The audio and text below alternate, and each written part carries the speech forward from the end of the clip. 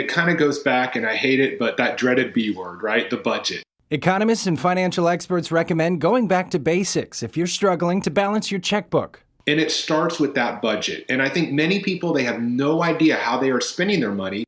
Inflation is at a 40-year high due to pandemic relief efforts, supply chain problems, and energy supply disruptions given Russia's war against Ukraine. Dr. Stephen Skanke, chief economic advisor at Keel Point, says the U.S. picked up some bad spending habits as COVID relief poured in. As it turned out, almost 70% were receiving, of those receiving unemployment, were receiving more than they had been receiving when they were working. Especially during COVID, when a lot of us were staying at home, right? We were forced to.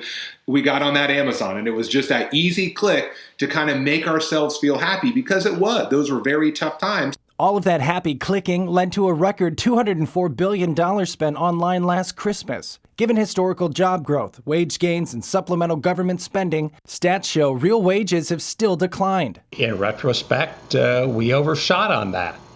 We put too much money out there. We didn't have the economy ready to absorb it. Money control is 90% behavior. We have to change the behavior. We all know how to do well. Spend less than you earn. It's pretty easy on paper, right? But then that crazy thing called life happens, and we start spending more. So Danny Kofke taught school for 18 years. Now he's an author and mentor, helping families manage their finances. I recommend starting off, track your spending for at least 1 month.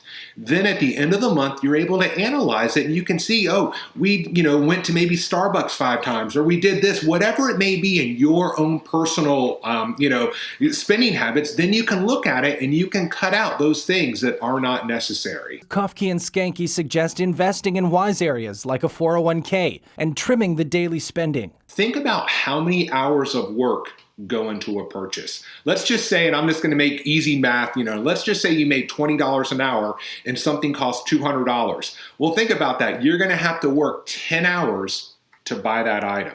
Kofke says you can cut down on spending and build your rainy day fund without sacrificing fun altogether, although you need to practice. And if you begin tracking your spending now, you may be able to save money as early as the next month or so.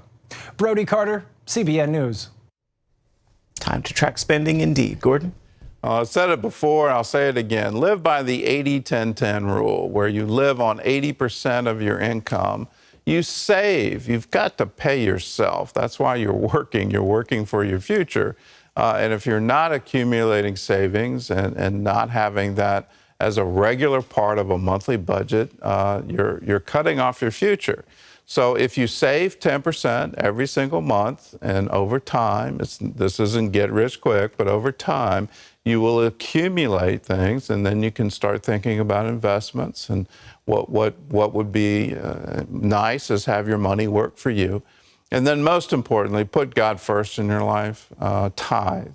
If you put him first, then you know he's on your side, and you're going to get all the benefits of tithing, all those wonderful promises in the Bible about how to open the windows of heaven over you and pour out a blessing.